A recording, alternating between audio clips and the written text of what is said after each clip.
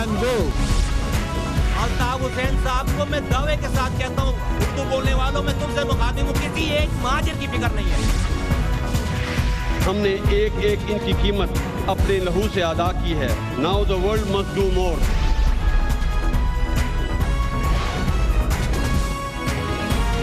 आप देख रहे हैं खबरों, तबसरों और तज्जियात पर मबनी पाकिस्तान का सबसे मोतबर न्यूज शो दुनिया, कामरान खान के साथ। अस्सलाम वालेकुम, मैं हूँ कामरान खान। इलेक्शन से तकरीबन 4 माह कबल मुख्तलिफ सियासी क़ुव्वतें कोशिश ये कर रही हैं कि पाकिस्तान पीपल्स पार्टी की कम अज़ कम सिंध में तीसरी बार हुकूमत ना बने और उसको इन 10 साला कारकर्दगी की बुनियाद पर शिकस्त फाश दी जाए। इस सिलसिले में बहुत अहम किरदार अदा कर रहे हैं खुद इमरान खान, तहरीक इंसाफ के सरबरा मुसलसल अंदरून सिंध का दौरा कर रहे हैं और आसिफ अली जरदारी को चैलेंज कर रहे हैं। वो कहते ये हैं कि वो मुतबादिल क़ुव्वत की हैसियत से अंदरून सिंध के अवाम के सामने अपने और अपनी पार्टी की कारकर्दगी को पेश करना चाहते हैं और अपने प्रोग्राम को पेश करना चाहते हैं। इसी दौरान इंतहाई मुतहर्रिक नज़र आ रहा है सिंध के बड़े सियासतदानों पर मुश्तमिल, सिंध के बाअसर ख़ानदानों पर मुश्तमिल ग्रैंड डेमोक्रेटिक अलायंस GDA, जिसमें सिंध के 3 साबिक़ वज़राए आला और कई बहुत अहम सियासी शख्सियात शामिल हैं। ये अंदरून सिंध बनने वाला इत्तेहाद अब इत्तलात के मुताबिक इसमें फ़ैसला हुआ है कि ये एक जमात की हैसियत से रजिस्टर भी होगा, एक सिंबल के तहत इलेक्शन लड़ेगा और पाकिस्तान पीपल्स पार्टी का भरपूर मुकाबला करेगा।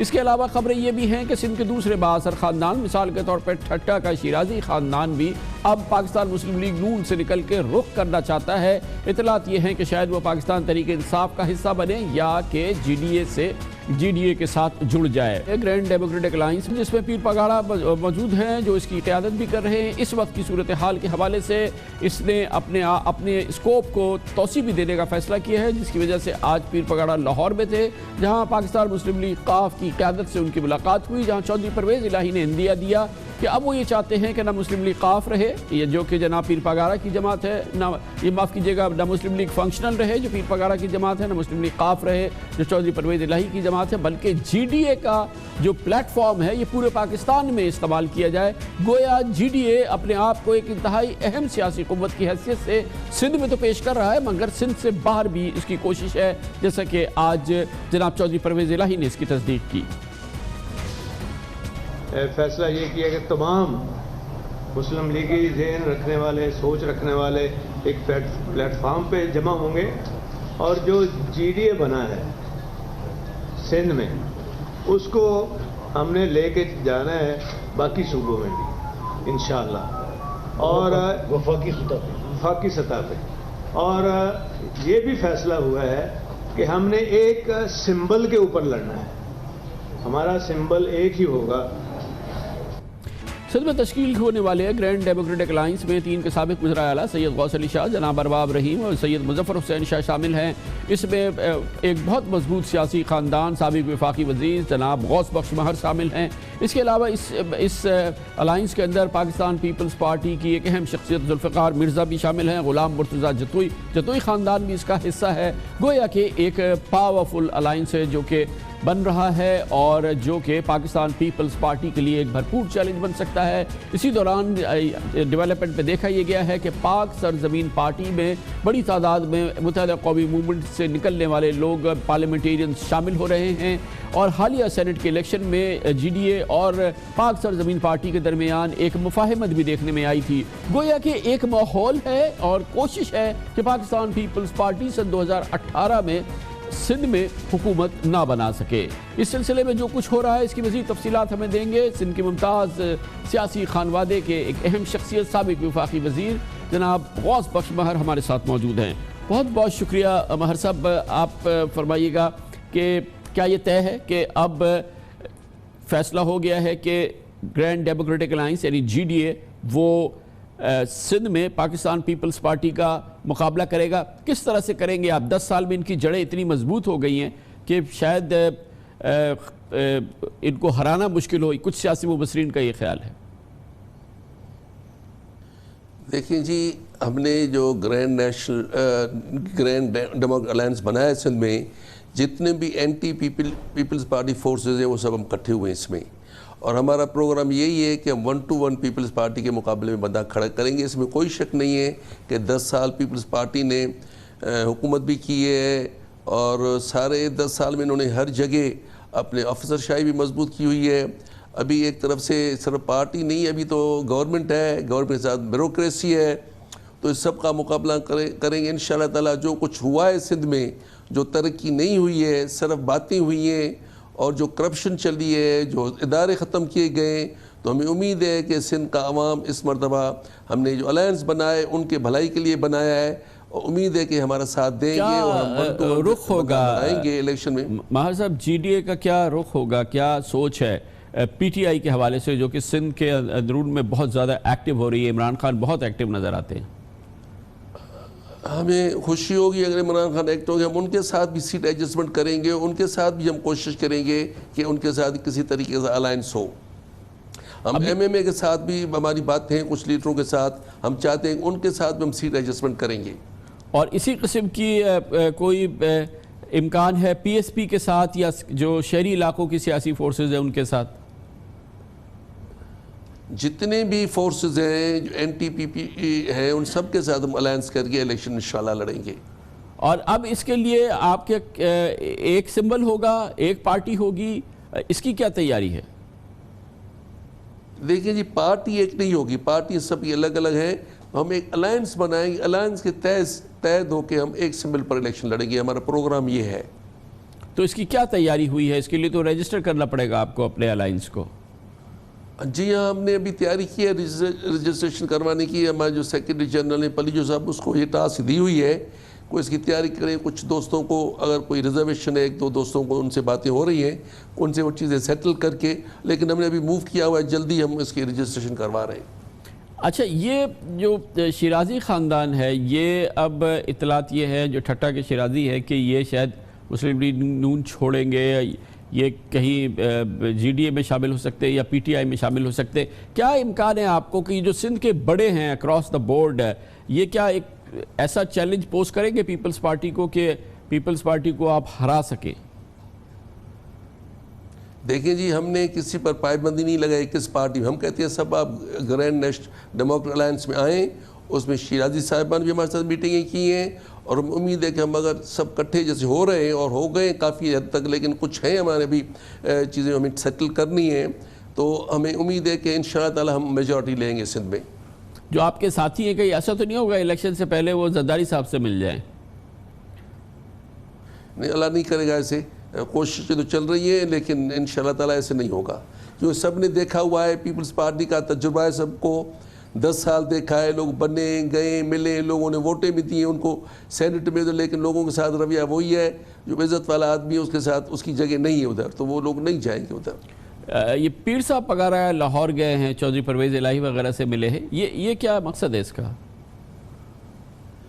یہ کیونکہ قاف لیگ جو ادھر ہے ہمارے سندھ میں، وہ بھی ہمارے ڈیموکریٹ الائنس کا حصہ ہے. تو پیر صاحب گئے تھے لاہور. آج مجھے بھی کہا تھا کہ میں نہیں جا سکا، تو پیر صاحب کی لنچ تھی چودھری صاحب کے پاس، اور لازمی سیاسی باتیں ایسی ہوئی ہوں گی کہ ہم آگے چل کے اکٹھے لڑیں، صوبے سے نکل کے باہر بھی ہم ایک دوسرے الائنس کریں. تو یہ کیونکہ وہاں بات جو پرویز الہی صاحب نے کی ہے، انہوں نے کہا ہے کہ ہم بھی جی ڈی اے کے پلیٹ فارم سے الیکشن لڑنا چاہیں گے، گویا کہ جی ڈی اے کو ایکسپینڈ کرنا چاہتے ہیں، وہ سندھ سے باہر بھی لے جانا چاہتے ہیں. اگر کریں گے تو میرے خیال اچھی بات ہوگی، ہمیں خوشی ہوگی. یہاں پہ مسلم لیگ قاف کی کیا پوزیشن ہے اندرون سندھ؟ نہیں، سندھ میں تو مسلم لیگ قاف نہیں ہے. کچھ دوست ہیں ان کے ساتھ، لیکن ایسی پوزیشن نہیں ہے ان کی کہ وہ کوئی نواز شریف صاحب کی آپ کے نزدیک نواز شریف صاحب کی پی ایم ایل این کی کیا پوزیشن ہے یہاں پہ؟ اب دیکھیں جی، چودھری شجاعت کے لیے تو اچھا لوگوں کے ساتھ عزت ہے، ان کے لوگ ہم عزت کرتے ہیں، لیکن میاں صاحب نے 5 سال ہم ان کے ساتھ الائنس میں رہے، تو وہ تو پیپلز پارٹی کے ساتھ جو ان کا الائنس تھا پچھلے 5 سال وہی انہوں نے رکھا. ہمیں تو کوئی انہیں اپنے ساتھ اتنا نزدیک نہیں کیا، اور میاں صاحب کو سندھ میں دلچسپی نہیں ہے، نہ ان کو دلچسپی تھی نہ بھی ہے. تو جب دلچسپی آج تک نہیں تھی تو کل کیا ہوگی ان کو دلچسپی سندھ سے؟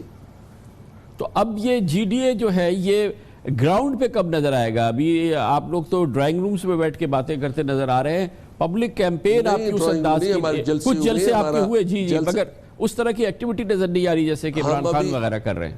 ہم ابھی کیونکہ ڈیلیمیٹیشن میں پھنس گئے تھے، ڈیلیمیٹیشن ہو رہی ہے، اس کے لیے ہم سب کی توجہ تھی ڈیلیمیٹیشن پر، اس کی پٹیشنیں ڈالی ہوئی ہیں، ابھی ان کی ہیئرنگ ہو رہی ہے، تو اس کی وجہ سے خود تو ڈیلے ہوا ہے، ورنہ ہمارے جلسے تو بڑے اچھے ہوئے ہیں۔ سکر میں جلسہ ہوا، نوشہروں میں جلسہ ہوا، پہلے حیدرآباد میں ہوا تھا، ابھی میر بخاص میں رکھا ہے، لاڑکانے میں رکھا ہے، جیکب باز، شکام نے سب جگہ جلسے رکھے، لیکن اب صرف اس ڈیلیمیٹیشن کے انتظار میں ہو جائیں تو پھر آگے چل کے میدان میں اور ہم ایکٹیو ہوں گے۔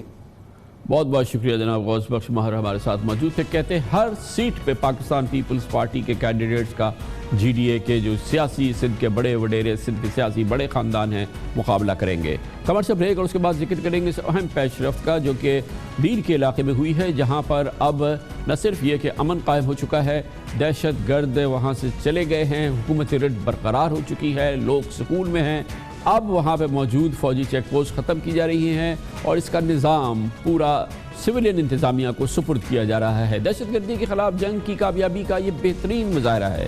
اس کی بات کریں گے چھوٹے سے وقفے کے بعد۔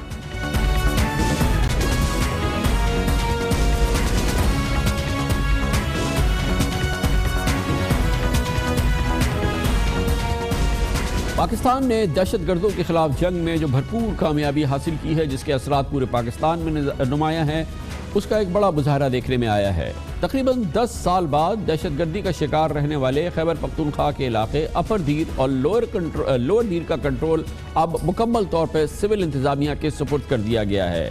اس حوالے سے کل تیمیر گرہ میں ایک بڑی تقریب ہوئی جس میں تمام چیک پوسٹ اب پولیس کے حوالے کر دی گئی اور یہ بتایا گیا ہے کہ سیکیورٹی فورسز سرحدی علاقوں پر تعینات رہیں گی اور امن و امان کے لیے سول انتظامیہ سے بھرپور تعاون کریں گی۔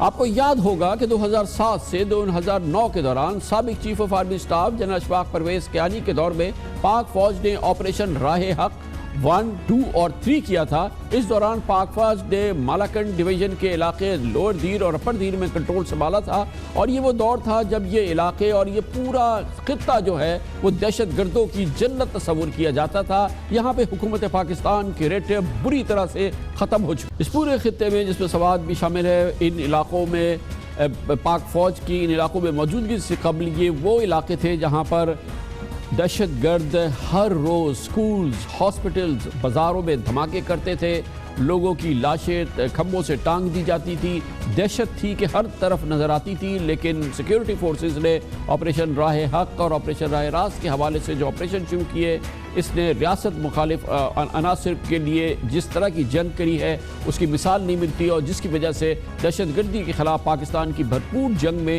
یہ بہت بڑی ابتدائی کامیابی حاصل ہوئی۔ اس میں پاک فوج کے 470 نوجوانوں نے مادر وطن کے لیے جام شہادت نوش کیا اور اس جنگ میں تقریباً 3,500 دہشت گردوں کو ہلاک کیا گیا۔ یہ وہ جنگ تھی جس نے پاکستان کے اس بڑے علاقے کو دہشت گردوں سے آزاد کرایا اور پھر اس کے بعد جو آپریشن ضرب اسب کے ذریعے شمالی وزیرستان، جنوبی وزیرستان میں قبائلی علاقوں میں جو آپریشن کیا گیا اس سے بھرپور کامیابیاں حاصل ہو رہی ہیں اور آج بھی یہ کامیابیاں آگے بڑھ رہی ہیں اور جس کے اثرات آپریشن رد الفساد کی صورت میں ہم مسلسل دیکھ رہے ہیں۔ پاک فوج کی جانب سے ان علاقوں میں 300 سے زائد اسکولز کو بحال کر دیا گیا جو کہ دھماکوں سے تباہ ہو گئے تھے۔ 32 نئے اسکولز تعمیل کیے گئے، پولیس کو لیویز کو تربیت دی گئی اور جس کے بعد وہ کسی بھی صورتحال سے مقابلہ کرنے کے لیے مکمل طور پہ اکوپڈ ہیں اور تیار ہو گئے ہیں۔ بہت بڑی کامیابی ہے دہشت گردی کے خلاف اس جنگ میں۔ دیر کا مکمل کنٹرول جو ہے وہ سول انتظامیہ کے سپرد کیا گیا ہے۔ ان تمام امور پر بات کرتے ہیں، اس کے لیے ہمارے ساتھ موجود ہے دفاعی امور کے تجزیہ کار جناب بریگیڈیئر ریٹائرڈ محمود شاہ۔ بہت بہت شکریہ بریگیڈیئر صاحب۔ یہ فرمائیے گا کہ تقریباً 8-9 سال 10 سال کے قریب لگے کہ یہ سچویشن آئی کہ دیر کے علاقے میں سول انتظامیہ کو سپرد کیا گیا، حالانکہ جو جنگ تھی اس علاقے میں وہ تو 2009 2010 2011 میں کافی حد تک وائنڈ اپ ہو گئی تھی۔ کیوں اتنا ٹائم لگا؟ میں سمجھتا ہوں کہ اس میں نارملی جو ہماری انتظامیہ ہے، چاہے وہ سول انتظامیہ ہے یا پوری گورننس ہے، اس میں جو ایلیمنٹ ہے سستی کا وہ آڑے آئی اور کافی عرصے سے یہی سوچ تھی کہ جی حالات ابھی نارمل ہے، لوگ آتے جاتے ہیں، एक आध वाक़या तो आप कहीं नहीं रोक सकते, कराची में भी नहीं रोक सकते, लाहौर में भी नहीं रोक सकते। तो इसलिए ये जो बंदोबस्त है ये सिविल इंतज़ामिया के हवाले किए जाए। मेरी काफ़ी सारी जो है इसके बात हुई, गवर्नर साहिबान जो थे उनके साथ ज़ाती तौर पे बात हुई, कोर कमांडर साहिबान जो थे उनसे बात हुई कि ये इसको करें, क्योंकि ये जो सिविल ऑफिसर्स है इनको मैं जानता हूँ, मेरे साथ सर्विस की है, तो मैं समझता हूँ कि कैपेबल है। और फ़ौज जो है वो स्टैंड बाई रहे, वो ड्राइविंग सीट से उतरे, ड्राइविंग सीट पे जो है ये सिविल इंतजाम में आ जाए। तो ये एक ओवरड्यू सॉर्ट ऑफ चीज़ थी जो आज हो गई है, और मैं समझता हूँ कि बड़ी खुशी की बात है, ये एक और माइलस्टोन है। वैसे क्या आपको ब्रिगेडियर साहब समझते हैं कि फ़ौजी चेक पोस्ट जहाँ भी है वो तो एक सिंबल होना चाहिए सिक्योरिटी का, लोगों में एहसास तहफ़्फ़ुज़ उससे बेहतर होना चाहिए, तो इसमें ये इरिटेशन क्यों आता है, क्यों कहा जाता है कि भाई फ़ौजी चेक पोस्ट हटाएं? दरअसल सिविल के लोग जो है वो ज़्यादा आदी नहीं होते। हम तो फ़ौजी हैं, हम तो आदी है, हम तो कैंटोनमेंट में हर रोज़ 2-3 चेक पोस्टों में से गुज़रते हैं और अल्हम्दुलिल्लाह उनका बिहेवियर ठीक होता है। एक आधा मौका होता है कि शायद कोई सिपाही जो है वो बदतमीज़ी करे, तो उसकी रिपोर्ट भी की जा सकती है और फ़ौज में जो है वो सज़ा भी दी जाती है ऐसे लोगों को, और उनकी कोशिश होती है कि, लेकिन ये है कि पब्लिक डीलिंग के लिए बेसिकली पुलिस या सिविल एडमिनिस्ट्रेशन जो है वो ट्रेंड होती है। फ़ौजी जो है ज़ुबान का थोड़ा सा सख्त होता है, तो इसलिए लोगों को उससे तकलीफ़ होना शुरू हो गई। और दूसरा ये है कि हम वैसे भी आराम पसंद हैं, और वो क्या कहते हैं कि नाक पे मक्खी को नहीं बैठने देते, एक वो एटीट्यूड भी होता है। वरना आदमी कहता है कि चेक पोस्ट है, जो भी है वो जो पूछता है जवाब दो और आगे बढ़ो। बहुत बहुत शुक्रिया ब्रिगेडियर रिटायर्ड महमूद शाह हमारे साथ मौजूद थे। कमर्शियल ब्रेक और उसके बाद जिक्र करेंगे अजब कहानी है हमारे मुल्क की और खूब रंग है। आपको शायद इल्म ना हो कि जनूबी पंजाब में पूरा एक कबायली कल्चर है, कबायली इलाके हैं, ज़बान वहाँ बलोची बोली जाती है। जनूबी पंजाब का ये गोशा इसकी सियासत करवट ले रही है, ये आपको दिखाएंगे छोटे से वक्त के बाद।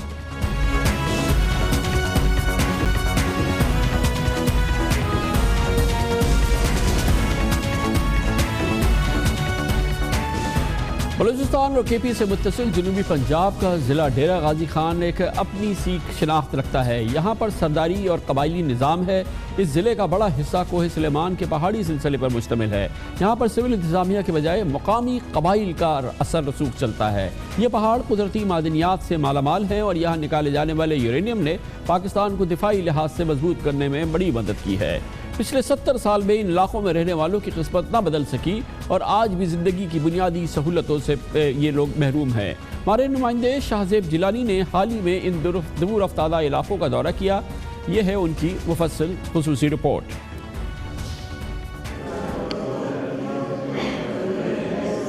डेरा गाजी खान के कबायली इलाके राखी मुँह का गवर्नमेंट एलिमेंट्री स्कूल। यहाँ आसपास के पहाड़ी इलाकों के कोई 150 बच्चे पढ़ने आते हैं, जिनमें अक्सरियत लड़कों की है। जो चंद बच्चियां यहाँ आती हैं वो पढ़ाई पूरी नहीं कर पाती। यहाँ जो ट्रेडिशंस हैं या रवायत है, बलोची जो सिस्टम है, उसकी वजह से वो अपनी फीमेल्स को यहाँ भेजना पसंद नहीं करते कि बॉयज़ में वो कैसे यहाँ तालीम जारी रख सकें। उनके जो माइंड सेट है ना उसको तब्दील करना बहुत मुश्किल है। कोशिश तो काफ़ी की है, लेकिन वो कहते हैं लड़कों का स्कूल है, हम किसी सूरत नहीं भेजते, लड़कियों का स्कूल होना चाहिए, उसके लिए स्पेशल। यहाँ बच्चियाँ बकरियाँ चराती हैं, पानी उठाने दूर दूर तक पैदल जाती हैं। वो बाकी सब काम कर लेती हैं, लेकिन उन्हें स्कूल भेजने की बात हो तो मर्दों की रिवायती सोच आड़े आ जाती है। दुनिया कहाँ से कहाँ पहुँच गई। यहाँ के लोग आज भी पत्थर के ज़माने में रहते हैं। यहाँ ना तालीम और शऊर आ सका, ना ज़िंदगी की बुनियादी सहूलियात। क्या हाल है यहाँ पे? इधर कुछ है ही नहीं, कुछ है नहीं है। अगर कोई है तो वो राखी मुँह आगे कोटे रोड में उधर भी है, उधर डॉक्टर तो है, फिर उधर जाते हैं तो दवाई नहीं है। और आगे एक मौजा है मिट्टी लंग, हाँ, उसका पूरा ना कोई पानी है, ना कोई स्कूल है, ना कोई डॉक्टर है, कोई शय नहीं है। ऐसे 2 घंटे के अंदर बार 3 घंटे के बाद वो पानी गड्ढे के ऊपर लेते हैं, बच्चे को देते हैं, माल को देते हैं। तो जो कुछ भी आप करते हो वो बस अपनी मदद आपके तहत खुद ही कर रहे हो? खुद कर रहे हैं आप, खुद कर रहे हैं हम। आप देते हैं कटौती, जो देते हैं ये जितना तय किए उसके ऊपर रखते हैं पैसे, ठीक है ना। दरख्वास्त किया है, जो कुछ किया है, ना सरदार सुनते हैं ना वडेरे सुनते हैं, हम क्या करेंगे। के लिए यहाँ पे एक मर्दों के इस सरदारी निज़ाम में बाज़ औक़ात ख़वातीन को आगे आना पड़ता है। रुक़ैया रमज़ान डेरा गाज़ी खान शहर में 10 साल से इंसानी हुकूक़ के लिए लड़ती आई हैं। यहाँ पे जो सरदारी निज़ाम चला आ रहा है शुरू से ही, तो वो लोगों के हकूक़ को दबाया गया है। यहाँ पे एक दकियानूसी जैसे ख़यालात के लोग हैं यहाँ पे बहुत हैं, स्पेशली क्योंकि डीजी खान के ट्राइबल एरियाज़ है, तो वहाँ के लोगों के भी केसेस यहाँ पे आते हैं। जिरगे सिस्टम यहाँ पे ज़्यादा है, तो इस तरह से तालीम से बेसिकली ख़वातीन को महरूम रखा गया है। और गैरत के नाम पे कत्ल यहाँ पे बहुत ज़्यादा हैं, और केसेस भी बहुत चल रहे हैं। वनी केसेस हैं, काला कर देते हैं। आपको ख़ुद को थ्रेट्स, धमकियाँ? हाँ जी, वो तो है, क्योंकि मैं केसेस यहाँ पे बहुत चैलेंजिंग केसेस लेती हूँ, और मेरे हाई कोर्ट में जो इस वक्त केसेस चल रहे हैं, बड़े बड़े फैमिलीज़ के अगेंस्ट चल रहे हैं। मुश्किलात बहुत, लेकिन हिम्मत हो तो सब कुछ हो सकता है। कोहे सुलेमान के पहाड़ों से निकलने वाले यूरेनियम ने इस मुल्क को नाकाबिले तस्खीर बनाया, लेकिन अफसोस ये है कि यहाँ नस्लों से रहते आए लोगों को कुछ ना मिला, और वो आज भी इन पहाड़ों में अपना मुस्तकबिल तलाश करते हैं। यह है पंजाब के मुख्तलिफ इलाक़ों के मुख्तलिफ कलर, और ये पंजाब का वो इलाका है जहाँ पे बलोची कबाइल की चलती है। कमर्शियल ब्रेक, इस दौरान आप न्यूज़ हेडलाइंस देखेंगे, जिसके बाद हम अपने प्रोग्राम के बाकी हिस्से के साथ वापस आते हैं।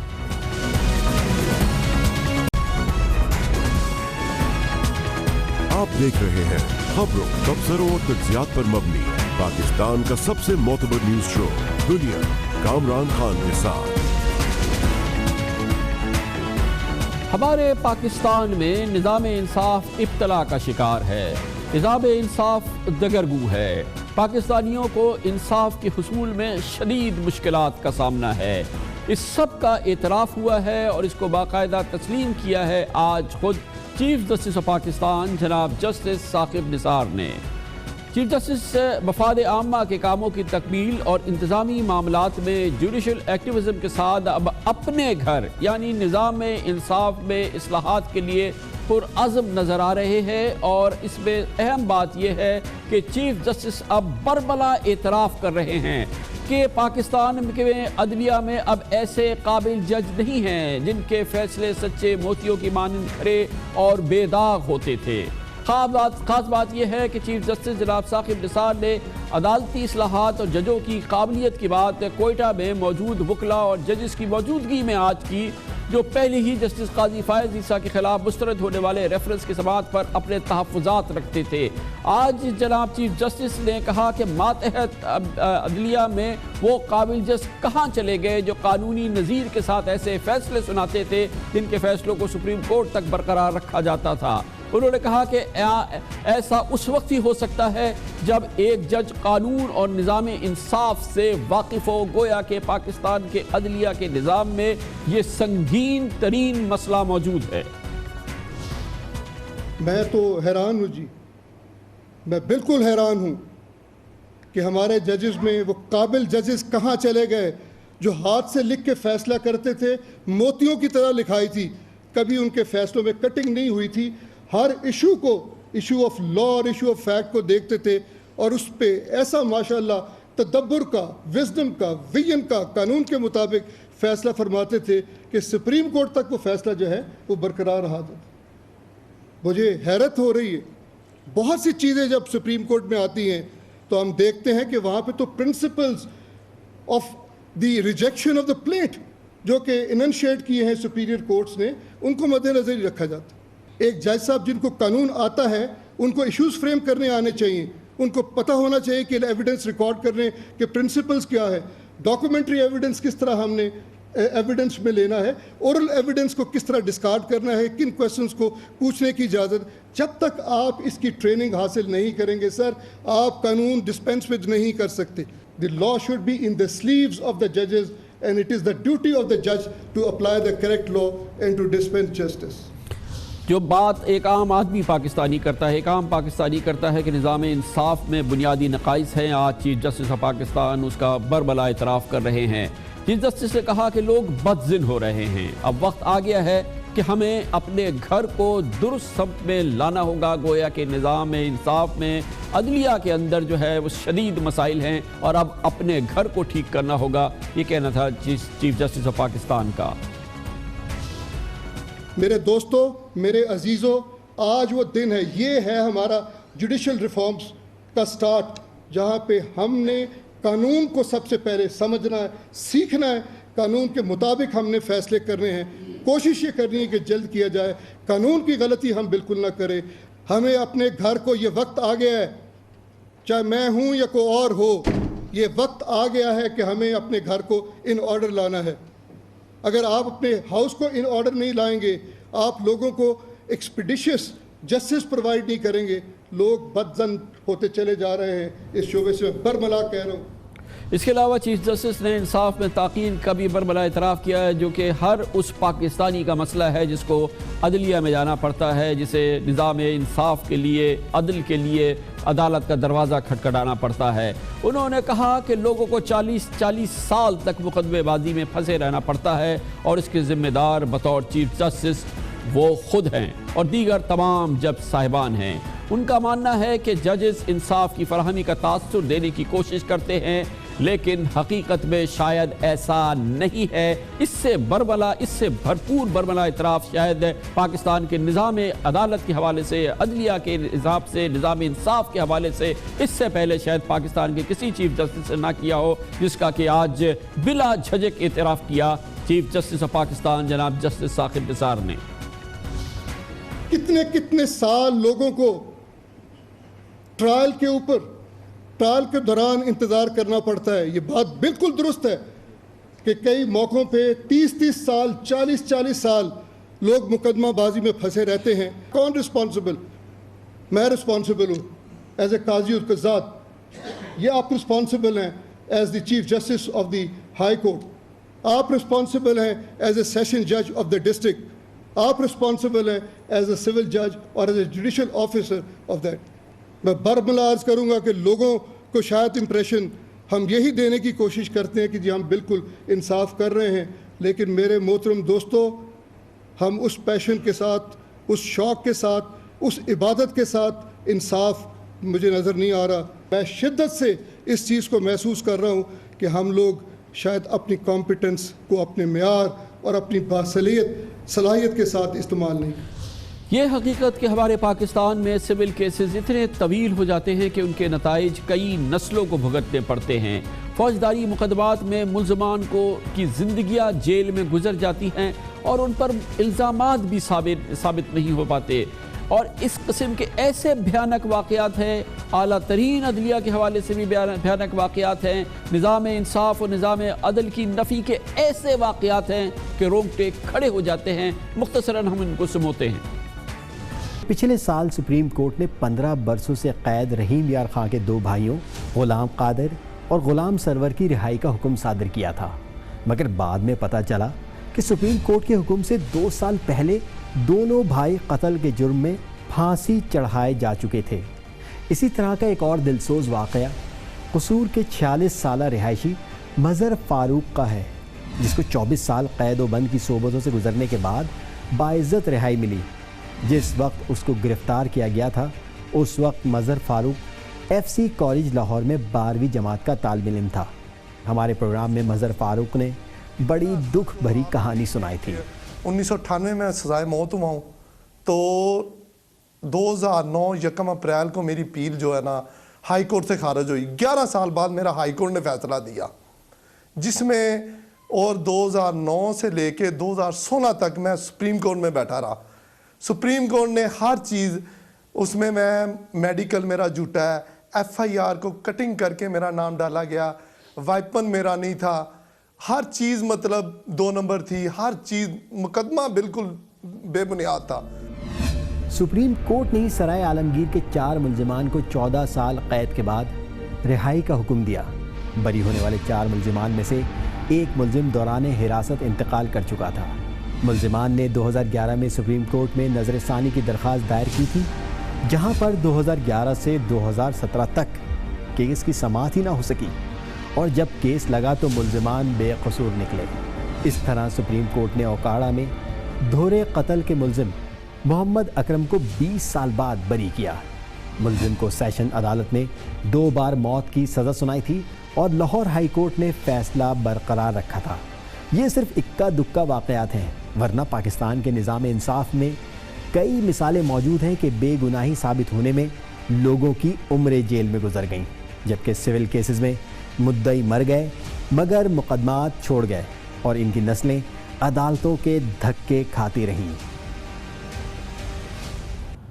یہ ہے وہ مختصر سا بیک گراؤنڈ جو بنیاد بن سکا ہے آج چیف جسٹس آف پاکستان کے اس تاریخی اور برملا اعتراف کے پاکستان کے نظام انصاف اور پاکستان کی عدلیہ کی کیفیت کی حوالے سے۔ اس موضوع پر مزید بات کرتے ہیں، ہمارے ساتھ موجود ہیں ہمارے سینئر کورسپونڈنٹ عمران وسیم اور ہمارے ساتھ موجود ہیں حسنات ملک صاحب، ایکسپریس ٹریبیون سے تعلق ہے، اور دونوں یہ صحافی ہیں جو پاکستان کے نظام انصاف میں صبح شام کام کرتے ہیں، کور کرتے ہیں پاکستان کے عدالتی نظام کو، سپریم کورٹ آف پاکستان کو۔ بہت بہت شکریہ۔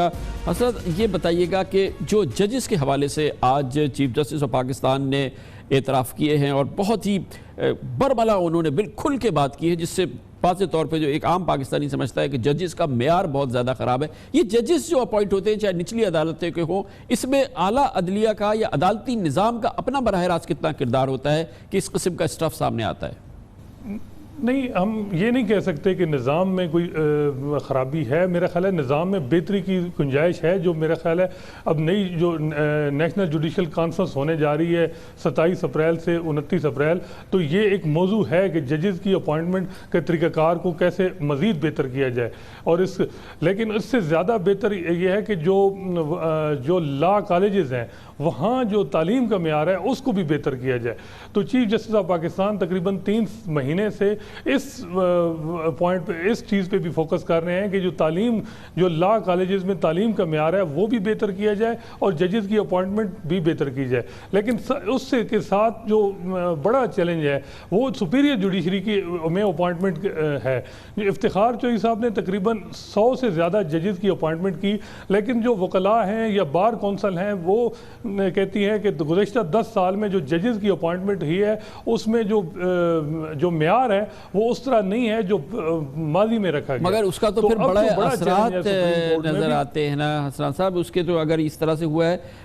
عمران، آپ بتائیے گا کہ یہ جو اس وقت چیف جسٹس صاحب نے آج جس طرح سے اظہار کیا ہے اور جو انہوں نے بات کی ہے وہ نظام انصاف کے حوالے سے، جب وہ اس قسم کی تمام گفتگو کر رہے ہیں تو اپنے اوپر بہت بڑی ذمہ داری کا بوجھ لے رہے ہیں۔ انہوں نے خود بھی کہا کہ میں ذمہ دار ہوں۔ آپ کے خیال میں کیا واقعی اب وہ نظام عدلیہ کے نظام اور نظام انصاف کے ساتھ اتنے کمیٹڈ ہے؟ کیونکہ وہ ان کی کمٹمنٹ تو اب بہت زیادہ نظر آتی ہے انتظامی معاملات کے حوالے سے، وہ سو موٹو نوٹسز ہیں ان کے، بہت سارے انہوں نے میٹرز وہ لیے ہوئے ہیں ان کے پاس، تو اب ان کا ایک فوکس اگر نظام انصاف کی جانب کیسے برقرار رکھ سکیں گے وہ، اگر ان کی جو فوکس ہے اس میں بہت ساری دوسری چیزیں بھی شامل ہو گئی ہیں؟ دیکھیں کامران صاحب، جس عزم کا اظہار کر رہے ہیں چیف جسٹس ثاقب نثار کہ عدلیہ کا جو نظام ہے اس میں جوڈیشل ریفارم جو ہیں وہ متعارف کرائی جائیں گی، اور اس کا مقصد جو ہے وہ یہی ہے کہ لوگوں کو فوری انصاف مل سکے، جو سائلین کی مشکلات ہیں انصاف کے حصول میں ان کا ازالہ کیا جا سکے۔ لیکن یہ کوئی اتنا آسان کام نہیں ہے، انتہائی یہ کٹھن کام ہے۔ اس سے پہلے بھی اس طرح کی آس اور امید لوگوں نے لگائی تھی۔ جب 2009 میں عدلیہ بحال ہوئی تھی تو ایک جوڈیشل پالیسی 2009 بنائی گئی تھی جس کے تحت یہ طے ہوا تھا کہ کرمنل مقدمات کا جو فیصلہ ہے اس کی مدت متعین کر دی گئی تھی، اور اسی طرح سے سول مقدمات کے فیصلہ کرنے کی مدت کا تعین ہو گیا تھا۔ لیکن ہم نے یہ دیکھا کہ اس نیشنل جوڈیشل پالیسی کے بعد 2009 میں جو بنائی گئی سپریم کورٹ میں جو مقدمات تھے جو اس وقت 17 یا 18 ہزار تھے وہ بڑھ کر آج 38,000 ہو چکے ہیں۔ اور پھر جب عدلیہ بحالی کے بعد افتخار محمد چودھری ریٹائرڈ ہو گئے سابق چیف جسٹس آف پاکستان، تو اس کے بعد یہ آس اور امید زمین بوس ہو گئی۔ لیکن اب چیف جسٹس آف پاکستان نے اس عزم کا اظہار کیا ہے کہ وہ عدلیہ میں جوڈیشل ریفارم لے کے آئیں گے، لیکن اس کے لیے بھی باقاعدہ ایک میکانزم بنانا ہوگا، مختلف لانگ ٹرم، مڈ ٹرم اور شارٹ ٹرم جو ہے وہ پالیسی بنانا ہوگی، کیونکہ اگر جب تک جوڈیشل ریفارم کے حوالے سے اس کی کوئی چیف جسٹس صاحب نے بہت ہی بھرپور اس میں گفتگو کی ہے، گفتگو بہت بھرپور ہے. حسرات اس کی کوئی بگننگ ہمیں نظر آ رہی ہے کہ اس کی بنیاد رکھ رہے ہوں، ستون بن رہے ہوں جس میں کہ نظام انصاف کی اصلاحات کا ایک ہمیں نقشہ نظر آ رہا ہو؟ کچھ ایسی چیز نظر آ رہی ہے چیف جسٹس صاحب کر رہے ہیں؟ جی بالکل کامران صاحب، لا اینڈ جسٹس کمیشن میں کافی، جس کے سربراہ چیف جسٹس آف پاکستان ہے، اس میں کافی کام ہو رہا ہے. نیشنل جو جوڈیشل کانفرنس ہے جس میں پاکستان کے تمام ججز کو مدعو کیا گیا ہے، 27 اپریل سے 29 اپریل میں ہے، اپریل 3 دن جو ہے یہ کانفرنس ہوگی. اس کانفرنس کا مقصد یہ ہے کہ جو یہ نظام انصاف ہے اس کو کیسے بہتر کیا جائے.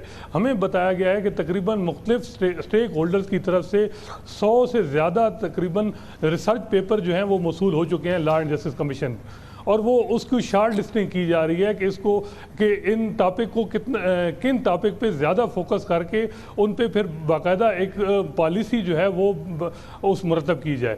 تو میرا خیال ہے کہ جو کانفرنس ہے نیشنل وہ اچھا اس میں کب عمران آپ کو کب لگتا ہے کہ اس کے جو زمین پہ گراؤنڈ پہ کوئی واقعی اثرات نظر آئیں گے؟ وہ کب اس کا کوئی ٹائم فریم نظر آتا ہے آپ کو کہ اصلاحاتی نظام بھرپور انداز سے اس پہ عمل شروع ہوتا ہو؟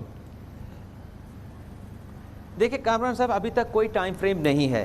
جیسے میں بتا رہا تھا آپ کو کہ پالیسی اور میکانزم جو ہے بنانا ہوگا کہ آیا کہ کس طرح سے جوڈیشل اصلاحات کو آگے لے کے چلا جائے گا. اور میرے خیال سے پائیدار جوڈیشل اصلاحات کے لیے انہیں 3 کیٹیگری میں اسے ڈیوائیڈ کرنا ہوگا، شارٹ ٹرم میں، مڈ ٹرم میں اور لانگ ٹرم میں.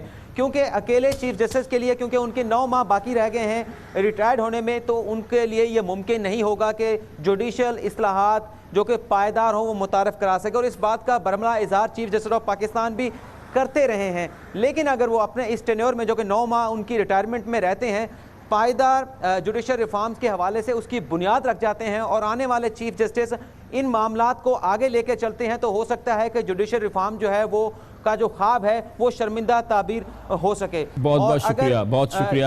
عمران وسیم ہمارے ساتھ تھے، حسنات ملک ہمارے ساتھ تھے. کور سے بریک اور اس کے بعد نظام انصاف اور عدلیہ کے نظام میں آج جو ہوا ہے وہ آپ کو ہم بتاتے ہیں. کراچی کی نچلی عدالتوں کے مال خانے میں آگ لگ گئی، تمام شواہد جل گئے اور 8 سال میں 4تھی بار یہ آگ لگی ہے. نظام انصاف کیا ڈیلیور کرے گا؟ خاک ہے اس وقت. اس کی بات کرتے ہیں چھوٹے سے وقت کے بعد.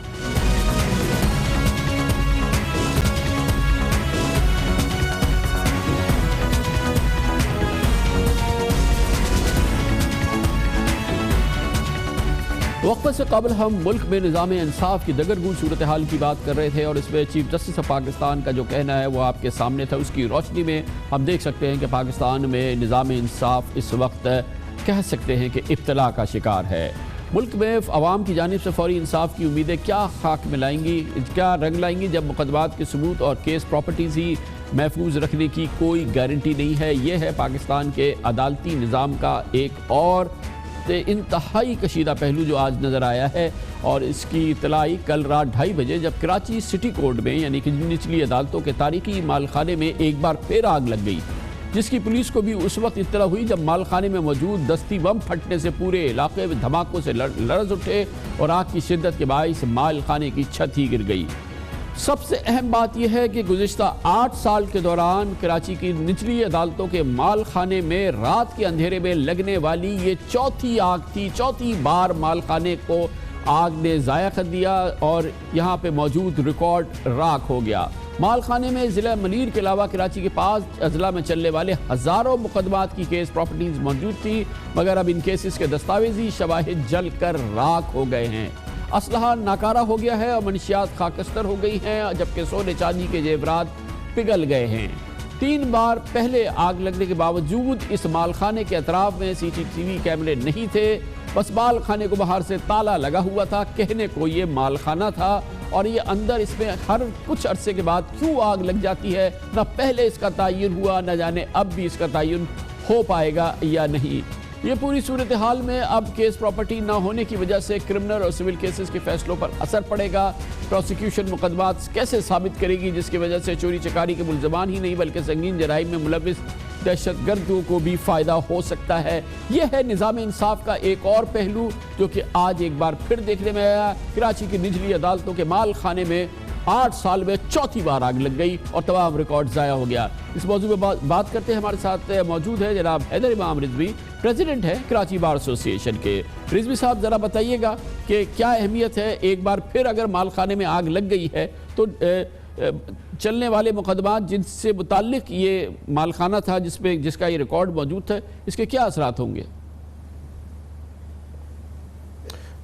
کامران صاحب، سب سے پہلے تو یہ کہ یہ آپ نے جیسے فرمایا کہ چوتھی بار آنکھ لگی ہے پچھلے 5 سالوں میں، اور ہر مرتبہ کراچی بار ایسوسی ایشن نے ان کو بارہا ریکویسٹ کی کہ آپ یہ مال خانہ یہاں سے کسی محفوظ مقام پہ منتقل کریں۔ جس بلڈنگ میں یہ مال خانہ ہے وہ ہیریٹیج پراپرٹی ہے۔ اس پراپرٹی کے اندر اس کی جو حالت تھی، جس طریقے سے اس مال خانے کو رکھا گیا تھا، وہ دیکھنے سے تعلق رکھتی تھی، اور میں یہ سمجھتا ہوں کہ آج جس طریقے سے اس مال خانے کی تباہی کے بعد جو کیس پراپرٹی ضائع ہو گئی ہیں، اس کا براہ راست فائدہ ان ہزاروں کی تعداد میں ایکیوز کو پہنچے گا جو مختلف مقدمات میں سنگین نوعیت کے ملوث تھے، اور جو جسٹس ڈینائی ہوگا وہ بیسکلی آپ کے اس غریب طبقے کو ہوگا جو ان کورٹس پہ اپروچ کرا ہوا تھا، جو کمپلیننٹس تھے، اور آج پروسیکیوشن کو اپنا کیس اسٹیبلش کرنے میں انتہائی دشواری ہوگی۔ رضوی صاحب، یہ تو بہت ہی پوزیشن کے آنے کے بعد، جیسا کہ ہم اندازہ لگا رہے تھے، بہت ہی سنگین یہ بات ہے، اور پھر 8 سال میں چوتھی بار مال خانے میں آگ لگ گئی۔ اس کا نظام کس کے پاس ہوتا ہے؟ ان نچلی عدالتوں کا، سٹی کورٹ کا نظام کون سا محکمہ، کون سا ادارہ چلاتا ہے؟ دیکھیں جی، اس کو عام طور پہ پولیس کا ڈپارٹمنٹ کرتا ہے، ایس ایس پی جو ہوتے ہیں کنسرن وہ اس کو انچارج ہوتے ہیں، اور اس کے علاوہ یہاں پر ڈپیوٹ ہوتے ہیں ہر وقت گارڈز وغیرہ بھی جو ان کو اس کی دیکھ بھال کر رہے ہوتے ہیں، اس کو مینٹین کر رہے ہوتے ہیں۔ لیکن بڑی افسوسناک صورتحال تھی اس میں، اس سے پہلے بھی بے ضابطگیاں بھی آتی رہیں کہ ادھر سے مختلف قسم کے جو اسلحہ اور دیگر چیزیں تھیں وہ مختلف مجسٹریٹس نے تھانوں میں ریڈ کر کے پکڑی کہ وہ کیس پراپرٹی جب ڈسپوز آف ہونے کا آرڈر ہوتا تھا اس وقت اس پراپرٹی کو بیچا جا رہا ہوتا تھا۔ دوسری جو اہم چیز تھی کہ 4 مرتبہ جب آگ لگی تو 2014 میں اس وقت کے صدر کراچی بار بیرسٹر صلاح الدین احمد نے ایک خط لکھا تھا آئی جی صاحب کو کہ اس مال خانے کو کسی محفوظ جگہ پہ منتقل کیا جائے، کیونکہ اس سے ہزاروں آنے والے سائلین کی جانوں کو خطرہ ہے، وکلا کی جانوں کو خطرہ ہے، کیونکہ اس میں بہت زیادہ ایکسپلوسو موجود ہے۔ دوسری چیز یہ کہی تھی کہ اس کے اندر جو ریکوائرمنٹس ہوتی ہے انٹرنیشنل اسٹینڈرڈ کی کسی مال خانے کو جس میں اتنی سنگین نوعیت کا مٹیریل پڑا ہوا ہو، جس میں اتنی حساس نوعیت کے کا اسلحہ پڑا ہوا ہو، اس کے لیے اس کو مینٹین کیا جائے، لیکن اس پہ کبھی بھی کام دھرا نہیں کیا۔ اچھا، یہ بتائیے گا کہ یہ منسلکہ جو ہے یہ متعلقہ عدالتی ریکارڈ ہے، کیونکہ یہ عدالت میں پیش ہوا، عدالت میں پیش ہونا ہے، عدالت سے اس کا تعلق ہے۔ عدالتی نظام کا اس سے کوئی تعلق نہیں، اس مال خانے کی صحت سے، اس مال خانے سے عدالتی نظام کا کوئی تعلق نہیں ہے؟ نہیں، میں سمجھتا ہوں کہ اب جب کیونکہ اتنا ماشاءاللہ سے جوڈیشل ایکٹیویزم بھی عروج پر ہے، تو ظاہر بات ہے جب گاہے بگاہے یہ باتیں آتی رہی ہیں اور عدالتی اصلاحات کی باتیں کی جاتی تھی، تو یہ مال خانہ بھی ڈیفینیٹلی اگر یہ اس پہ توجہ دی جاتی اور اس پہ ہماری عدالتی نظام کو سامنے رکھتے ہوئے بات کی جاتی کہ یہ پروسیکیوشن کا بہت امپورٹنٹ پیس آف ایویڈنس ہے، تو اس کو ہماری عدلیہ کو بھی دیکھنا چاہیے تھا۔ میں صرف ایک ادارے کی طرف نہیں بات کروں گا کہ پولیس ڈپارٹمنٹ کو ہر چیز کا ذمہ دار ٹھہرا دیا جائے۔ میں یہ سمجھتا ہوں کہ ہم ہر چیز کے لیے جگہ حاصل کر سکتے ہیں، اور کوئی مسئلہ نہیں تھا۔ آج یہ بیسکلی اگر اس پہ بھی بات کی جاتی کہ وہاں ایک پراپر مال خانہ بنا دیا جاتا، تو آج آرٹیکل 10A جو رائٹ ٹو فیئر ٹرائل ہے، جس سے ڈپرائیو ہوں گے کمپلیننٹس، جو غریب لٹیگنٹس ڈپرائیو ہوں گے، جن کے ساتھ ظلم و ستم ہوا، ڈکیتیوں کی وارداتیں ہوئیں، جن کے سونا، جن کا پیسہ وہاں پہ رکھا ہوا تھا اس مال خانے میں جو جل کے خاستر ہو گیا، وہ کہاں کلیم کرنے جائیں گے؟ کون سی حکومت یہ پیسہ ان کو پرووائڈ کرے گی، اور کس طریقے سے ان کو کمپنسیٹ کیا جائے گا جو کیس پراپرٹیز تھی جب ان کو کبھی واپس نہیں ملیں گی؟ اور جو لوگ چھوٹ جائیں گے، جن کو رعایت ملے گی ایویڈنس لوز ہونے کی صورت میں، ضائع ہونے کی صورت میں، اس کا کون ذمہ دار ہوگا؟ بہت بہت شکریہ جناب حیدر امام رضوی، کراچی بار ایسوسی ایشن کے سربراہ۔ آپ نے سن لیا رضوی صاحب کی بات سے کتنا بڑا نقصان ہوا ہے، کتنا بڑا یہ ایونٹ ہے، بہت ہی سیریس بات ہے۔ کراچی کی نچلی عدالتوں کا مال خانہ 8 سال میں چوتھی بار جل کے راکھ ہو گیا ہے، اور اس کے ساتھ متعلقہ ریکارڈ، کرمنل کیسز کا ریکارڈ، ایک بہت بڑا یہ ایک بحران ہے جو کہ ایک بار پھر پیدا ہوا ہے۔ خبر سے بریک اور اس کے بعد ذکر کریں گے کراچی والے 8 آنسو رو رہے ہیں. وجہ یہ ہے کہ شدید گرمیاں ہیں اور اس شہر میں لوڈ شیڈنگ نہیں ہوتی تھی اور اب 8 گھنٹے لوڈ شیڈنگ ہو رہی ہے. کراچی الیکٹرک اور سوئی سدرن گیس کے درمیان ایک چپخلش جاری ہے اور نقصان پورے شہر کا ہو رہا ہے, مگر وفاق میں نہ صوبے میں کوئی پوچھنے والا ہے اس شہر کا, ویسے بھی کوئی نہیں ہے. اس کی بات کرتے ہیں چھوٹے سے وقفے کے بعد. کراچی میں وقت سے پہلے شدید گرمی کا آغاز ہو گیا ہے اور کراچی والوں کے لیے مصیبت کا آغاز ہو گیا ہے, کیونکہ وہ شہر ہے جہاں پہ لوڈ شیڈنگ نہیں ہوتی تھی اور غضب کی لوڈ شیڈنگ شروع ہو گئی ہے. آج کل کراچی میں تقریباً 6 سے 8 گھنٹے کی لوڈ شیڈنگ ہو رہی ہے. امتحانات ہو رہے ہیں, لاکھوں طلبہ اور گھریلو خواتین سمیت عام شہری بری طرح سے پریشان ہو گیا ہے. اور اس پوری صورتحال کی بنیادی وجہ یہ بتائی جاتی ہے کہ بجلی سے منسلک 2 بڑے اداروں کی آپسی چپخلش. ایک جانب ہے سوئی سدرن گیس کمپنی, دوسری جانب کے الیکٹرک جو کراچی میں بجلی پیدا کرنے اور ڈسٹریبیوٹ کرنے کی ذمہ دار ہے. اس پوری صورتحال کی وجہ بنیادی طور پہ وہ وجہ ہے جو کہ پورے پاکستان کا مسئلہ ہے. پورے پاکستان میں گردشی قرضوں نے پورے پاکستان کے اس انرجی نظام کو اپنی جکڑ میں لیا ہوا ہے. ان گردشوں قرضوں کی تعداد اب 925 ارب روپے ہو چکے ہیں. ایک کمپنی کو دوسرے کے پیسے دینے ہیں, دوسرے کو کسی اور کے دینے ہیں, کسی کو کسی اور سے لینے ہیں. اسی قصے کو کراچی کے شہریوں کے لیے, جو کہ کراچی ایک لگتا یہ ہے کہ یتیمیت کا شکار شہر نظر آتا ہے, اس پورے گردشی قرضے کے ماحول نے کراچی کو اپنی جکڑ میں لے لیا ہے. کیونکہ سوئی سدرن گیس نے فیصلہ کیا ہے کہ وہ کے الیکٹرک کو مطلوبہ مقدار میں گیس جو کہ اس سے پہلے وہ فراہم کرتی تھی وہ نہیں دے گی, اور اس نے بڑی تعداد میں کمی کر دی ہے. اس کے ساتھ ہی جیسے ہی یہ گیس کم کی گئی ہے, کراچی میں بجلی کی پیداوار میں تقریباً 600 میگا واٹ کی کمی آئی ہے, اور جس کے بعد کراچی میں اس وقت تباہی کا منظر ہے جو دیکھنے میں آ رہا ہے. کے الیکٹرک کہتی ہے کہ اس نے پچھلے 5 سال کے دوران ایس ایس جی سی کے تمام پیسے مکمل وقت پہ اور بغیر کسی ڈیلے کے دیے ہیں, جبکہ ایس ایس جی سی کا کہنا یہ ہے کہ جو واجب الادا رقوم ہیں کہ الیکٹرک کے پاس اور جو کہ عدالتوں میں اس وقت زیر سماعت کیسز ہیں, وہ یہ چاہتے ہیں کہ اس پہ ہمیں جو سود ہے وہ ضرور ملنا ہے. اس کے لیے آپ ابھی نہ دیں لیکن ہمیں کمٹمنٹ کر لیں. اور کے الیکٹرک کا کہنا یہ ہے کہ ایسا ہم نہیں کر سکتے کیونکہ یہ معاملہ اس وقت کورٹ پہ ہے. یہ آپسی چپخلش ہے اور کراچی والے اس میں بری طرح سے پس گئے ہیں. اس کی پوری بات کرتے ہیں. اس کے لیے ہمارے ساتھ موجود ہیں آج کراچی الیکٹرک کے چیف ایگزیکٹو آفیسر جناب طیب ترین, اور ہمارے ساتھ ہیں شہباز اسلام جو کہ ترجمان ہیں سوئی سدرن گیس کمپنی کے.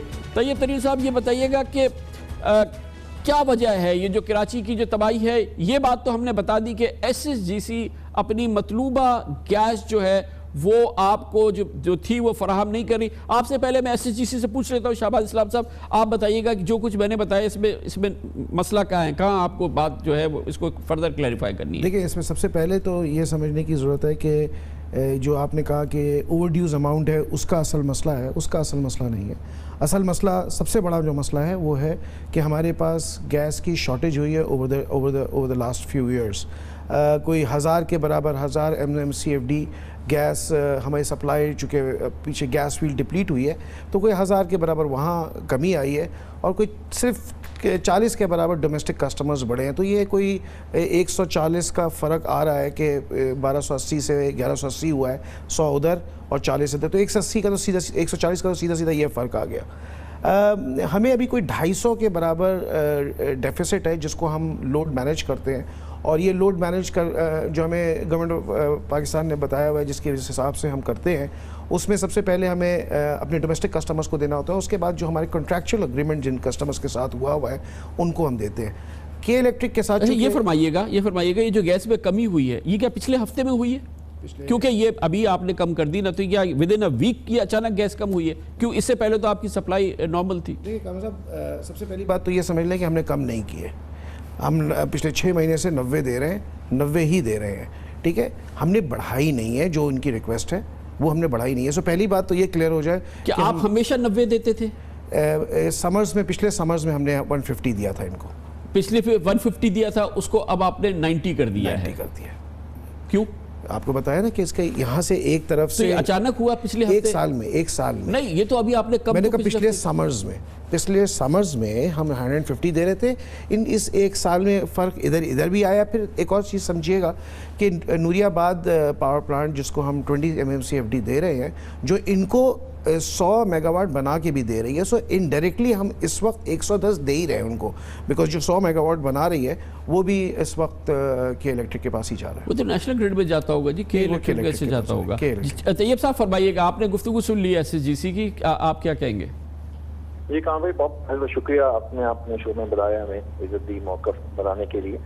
اچھا دو چیزیں کہاں جسٹ ایک بریف بیک گراؤنڈ دے دوں، جس میں آپ نے بھی اپنے شو میں ابھی آغاز میں بتایا ہے کہ ہمارے پاس جو ٹوٹل فلیٹ ہے، جو ٹوٹل بیکاز کراچی کی ڈیمانڈ جو پیک میں چلی جاتی ہے کہ اراؤنڈ 3,500 میگا واٹ کے قریب چلی جاتی ہے. ہمارے پاس جو کیپیسٹی ہے جو کہ اپنی کیپیسٹی ہے، اور جو ہم NGC سے لیتے ہیں یا IPP سے لیتے ہیں، ویریس IPP سے، تقریباً 3,000 میگا واٹ کے قریب ہماری ٹوٹل کیپیسٹی ہے جو کہ ہم سپلائی کرتے ہیں کراچی کو، جو کہ نارمل لوڈ شیڈ کے ساتھ ایبسلیوٹلی پیک میں بالکل ہمیں مینیج کرتے ہیں ہم اس کے مطابق. اب اگر آپ اس میں اسی جو ہماری 2,000 میگا واٹ اس میں اپنی جو پرسنل جو جنریشن ہے کہ الیکٹرک کی، اس کی اگر اس کو حصوں میں ڈیوائڈ کر لیے، ایک وہ پلانٹس ہیں جو کہ فرنس آئل پہ ڈول فائرڈ ہیں، جو کہ فرنس آئل پہ بھی چل سکتے ہیں اور گیس پہ بھی چل سکتے ہیں، جہاں پہ ہم تھرو آؤٹ فرنس آئل چلاتے ہیں. ہم وہاں پہ کوئی کمی نہیں کرتے، بیکاز ہم جو بھی ویک میں ان کی پوری ریکوائرمنٹ ہوتی ہے تو ہم اس کو پورا وہ کرتے ہیں.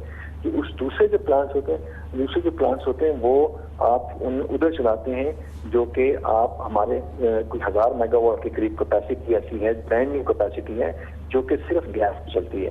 اور وہ گیس پہ جو پلانٹس چلتے ہیں ہمارے، وہ اس پہ اور فیول نہیں چل سکتا، صرف گیس کے. اگر اس کی جو ریکوائرمنٹ ہے 2,000 میگا واٹ کے لیے، اس کے لیے 190 MMCFD کی ریکوائرمنٹ ہوتی ہے، جو کہ پچھلے سالوں میں SSGC ہمیں اس کے آس پاس دیتا رہا ہے تاکہ ٹو میٹ آر ریکوائرمنٹس.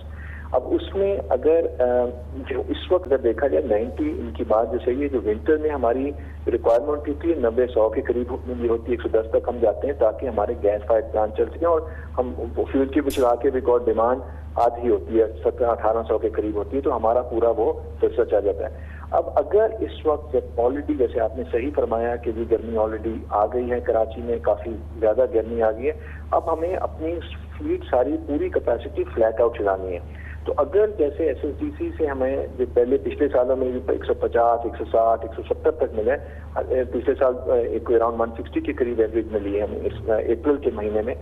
ہماری یہ ہے کہ اس 50 جو اس کے 90 سے اور 190 کے درمیان جو 100 میگا واٹ ہے 100 MMCFD کی جو کمی ہوئی ہے، جس کی وجہ سے تقریباً 550 میگا واٹ کے قریب پاور ہے جو کہ اس وقت نہیں بنا پا رہے، جس کی وجہ سے جو نارمل لوڈ شیڈ ہے، جو اناؤنس لوڈ شیڈ ہوئی ہے، اس کی وجہ سے ہمیں انڈسٹری کو بھی 8 گھنٹے کرنا پڑ رہا ہے. ہمیں اس کی وجہ سے جو لو لاس ایریا ان کو بھی لوڈ شیڈ کر رہے ہیں.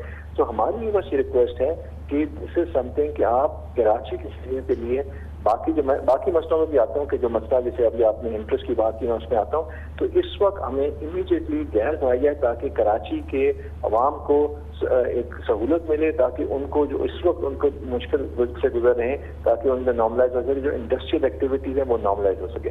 دوسری کام بھائی یہ بات کی آپ نے جس طریقے سے اپنے شروع میں کہا، جو انٹرسٹ کی بات ہے، جو اوور آل ویوز کی بات ہے، ایک ہم اوور آل جو ہمارے بھی ریسیویبلز ہیں، ہمارے ٹیبلز بھی ہیں، جو SSGC کے ریسیویبلز بھی ہیں، ہمارے بھی اگر دیکھا جائے ہم نے اپارٹ فرام کہ ہمیں ٹائم پہ نہیں ملے، ہم ٹائم پہ لوگوں کو دیکھ رہے ہیں. ہم نے SSGC کو بھی پچھلے 5 سال میں 1 دن ڈیلے پیمنٹ نہیں کی، بلکہ ہم نے 12 ارب روپے اوپر دیے. بٹ یہ بھی ہماری رسپانسبلٹی، ہم کوئی احسان نہیں کر رہے ان پہ، یہ ہماری رسپانسبلٹی، اور ہم نے پورے پیسے دیے. اور ہم نے اس کے بعد ان کا جو ایشو ہے جو کہ سب جوڈیس ہے، جو کہ کورٹ میں ہے انٹرسٹ پہ، اگر انٹرسٹ پہ دیکھا جائے وہ دونوں سائڈ پہ ہے، بیکاز ہمیں بھی جو ہمارے ریسیورز ہیں گورنمنٹ ریلیٹڈ اینٹیٹی سے وی شوڈ بی اور آر ریکویسٹ ہے کہ ہمیں بھی اس پہ انٹرسٹ ملنا چاہیے. So it should. اچھا میری یہ سمجھ میں نہیں آ رہا، ایک میں سوری پورے کوئی ایک جس بات کر لوں سوری، اس کے بعد دوسری جو بات ہے نا بھائی، ایز فار ایز اگر دوسری سائڈ پہ دیکھیں KWSP نے ہمیں تقریباً 32 अरब रुपए देने। मैंने तो किसी को नहीं कहा कि भी और हम तो करंट दे रहे हैं, वहां तो हमें करंट भी पैसे नहीं मिलते टाइमली। और हमने तो कभी किसी को नहीं कहा कि भी KWSP के वाटर पंप से हम रोड शेड करें या कोई करेंगे, because we understand because we are a public utility। मेरी एक बात ये समझ में नहीं आ रही कि ये जितने रिसीवेबल्स हैं जो खड़े हैं हर इस एनर्जी सेक्टर की हर कंपनी के दरमियान, तो ये अगर इसी तरीके से आपस में आप लोग इसको डिसाइड करें कि आप हमें ये नहीं दे रहे, आप हमें ये नहीं दे रहे, हम आपका ये काटते हैं, हम आपको ये नहीं सप्लाई करते, जैसे इन्होंने कहा ये पानी रोक दें कि भाई आप हमें नहीं दे रहे, आप ये तो आपको करंट दे रहे हैं, वाटर बोर्ड तो उनको करंट भी नहीं दे रहा है, तो ये तो मसले का हल नहीं है, ये तो कौमी मसला है। तो ये एक कंपनी अपने तौर पे कैसे डिसाइड कर सकती है कि जी कि अब हमारा सब्र का पैमाना लबरेज हो गया, हम आपकी काटते हैं, जैसे कि आपने उनको शेड किया और 100 पिछले अप्रैल में आपने 160 दिया था, अभी आपने उसको 90 कर दिया। देखिए कामरान साहब, मैंने पहले भी आपको ये क्लियर कर दिया कि हम ये नहीं कह रहे कि ये आप 80 अरब हमें दें, अभी हम ये कह रहे हैं, और हमने ये सैटरडे को के इलेक्ट्रिक और SSGC के नुमाइंदे बैठे थे चीफ मिनिस्टर साहब के पास, चीफ मिनिस्टर सिंध के पास, और वहाँ ये डिसाइड हुआ after lot of serious discussion कि 2 चीज़ें शॉर्ट टर्म और 2 चीज़ें लॉन्ग टर्म। उसमें शॉर्ट टर्म में ये था कि जो GSA की पहली रिक्वायरमेंट है कि 3 महीने का वो आपको बिल देना है, उसकी डिपॉजिट देना है, तो they agree to do that. And the second was कि ये जो डिफरेंस है कि हम कहते हैं 80 बिलियन, KE कहता है कोई 13.5 बिलियन, ये डिफरेंस बहुत बड़ा है।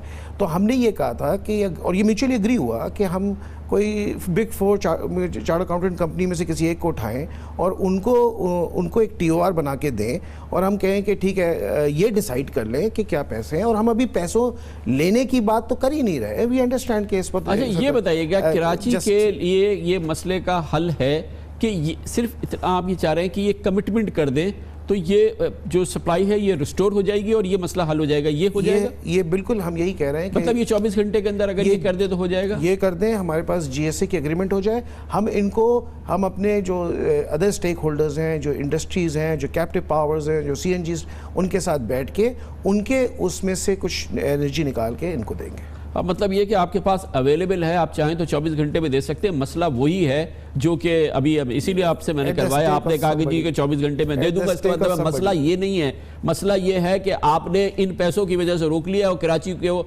8 आंसू आप रुला रहे हैं। देखिए आपने कहा 24 घंटे में दे सकते हो, उसका मतलब कभी कुछ नहीं है। मैंने 24 घंटे को एग्री नहीं किया, मैंने कहा बैठेंगे, मैंने कहा बैठेंगे, कर लेंगे। कामरान साहब हमने कहा बैठेंगे और एट द स्टेक जो अदर स्टेक होल्डर्स हैं उनसे क्या स्टेटस है ये भाई, इस वक्त आप लोगों का क्या स्टेटस है? ये कुछ हुकूमत भी कुछ बोल रही है कि ये पाकिस्तान का सबसे बड़ा शहर जो है ये उसके इलेक्शन ईयर के अंदर जो है वो 8 घंटे की लोड शेडिंग हो रही है, जहाँ पर के नहीं होती थी, ये लकी था। तो इस पे कुछ कराची वालों को कुछ बताइए कि कुछ हो रहा है, कोई गवर्नमेंट की कोई इंटरवेंशन आ रही है कि आप लोगों उस दिन भी चीफ मिनिस्टर साहब ने भी मीटिंग कॉल की थी सैटरडे को, जिसमें SSGC वालों को बुलाया था, हमने बुलाया था, डिस्कशन हुई थी, फेडरल गवर्नमेंट भी इसमें इंटरफेयर रही है।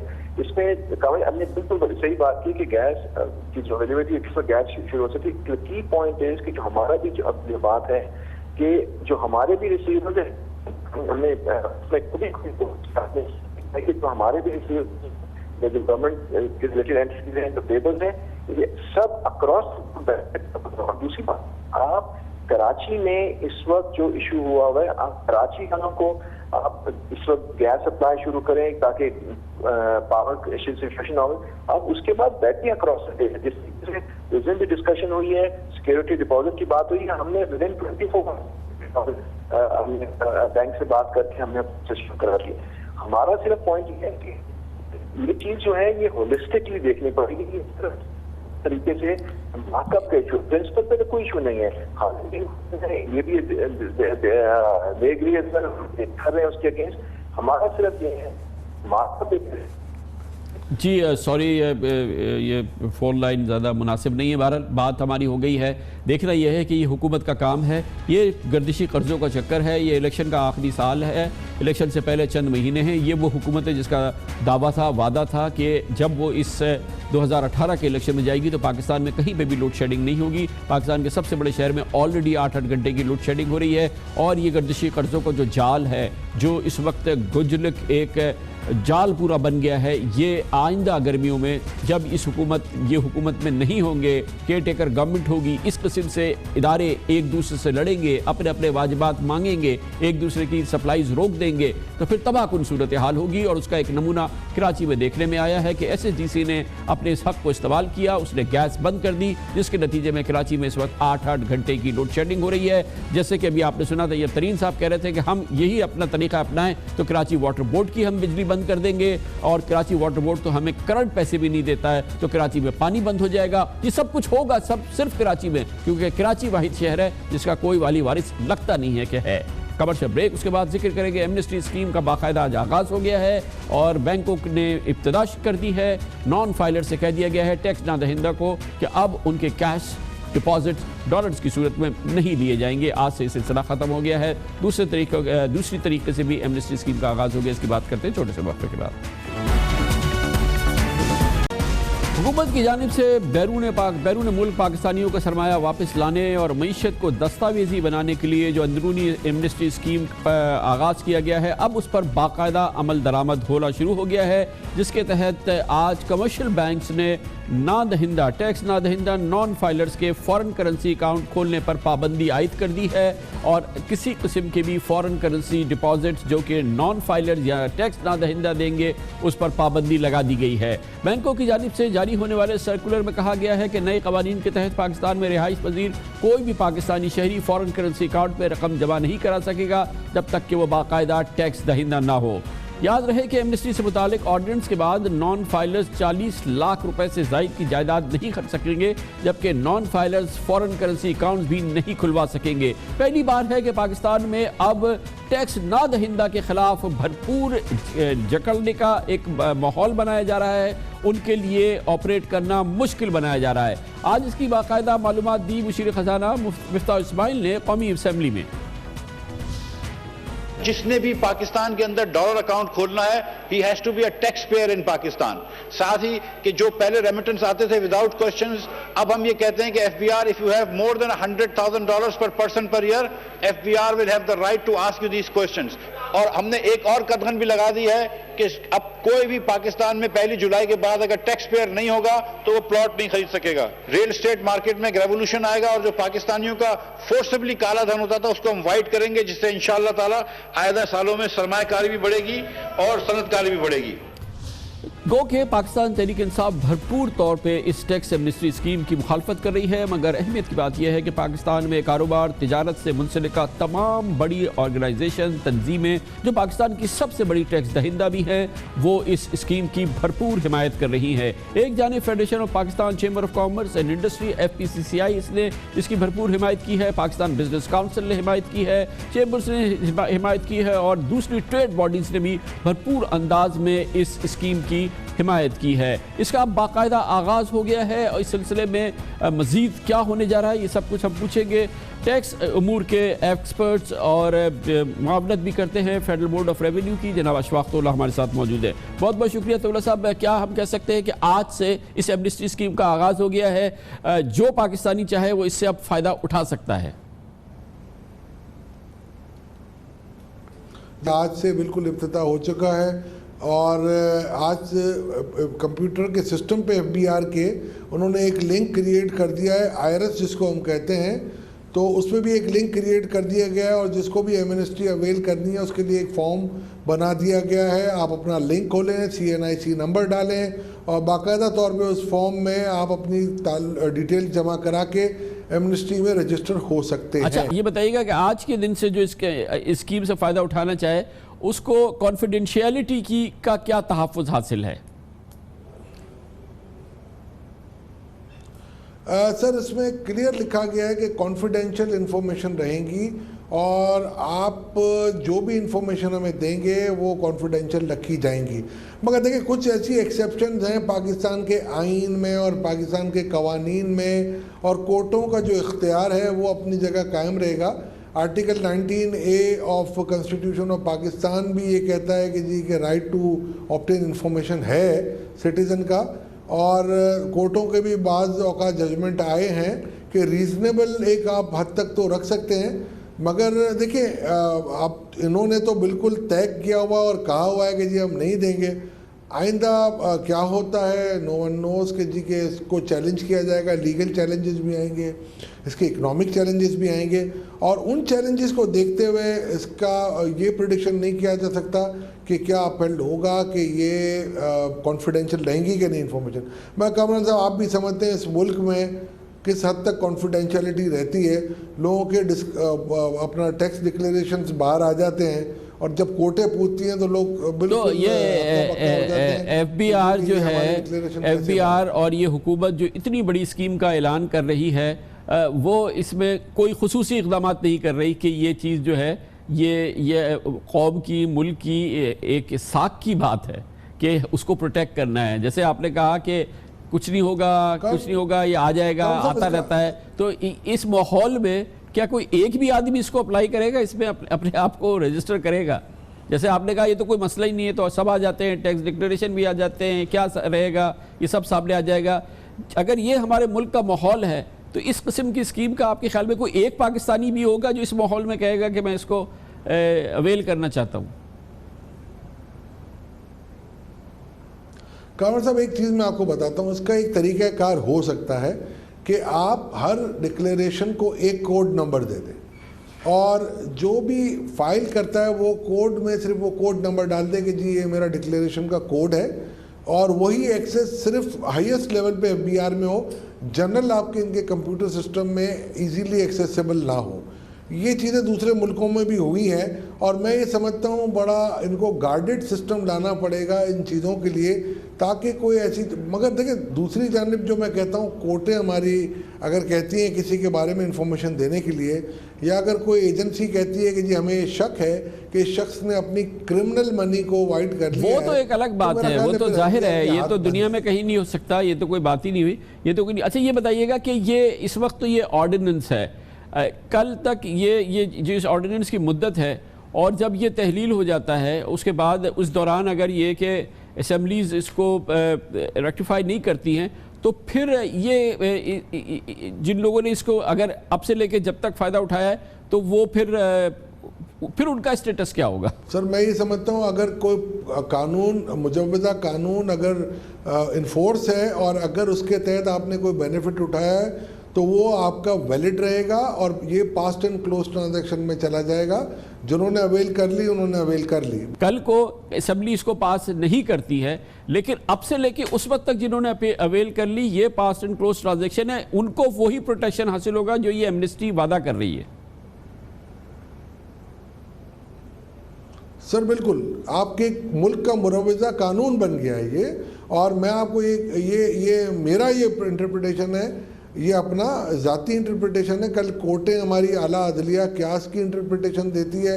ماضی میں کوئی ایسی نظیر ہمیں نہیں ملی ہے کہ جہاں پر یہ کہا جائے کہ جی کہ پاسٹ اینڈ کلوز ٹرانزیکشن کو بھی ہم نل اینڈ وائڈ کر دیں. بہت بہت شکریہ جناب اشفاق اللہ ہمارے ساتھ موجود تھے. اس کے ساتھ ہی ہمارے آج کے پروگرام کا اختتام ہوتا ہے. کل آپ سے پھر ملاقات ہوگی انشاءاللہ. کل تک کے لیے کامران خان کو اجازت. اللہ حافظ. ناصر.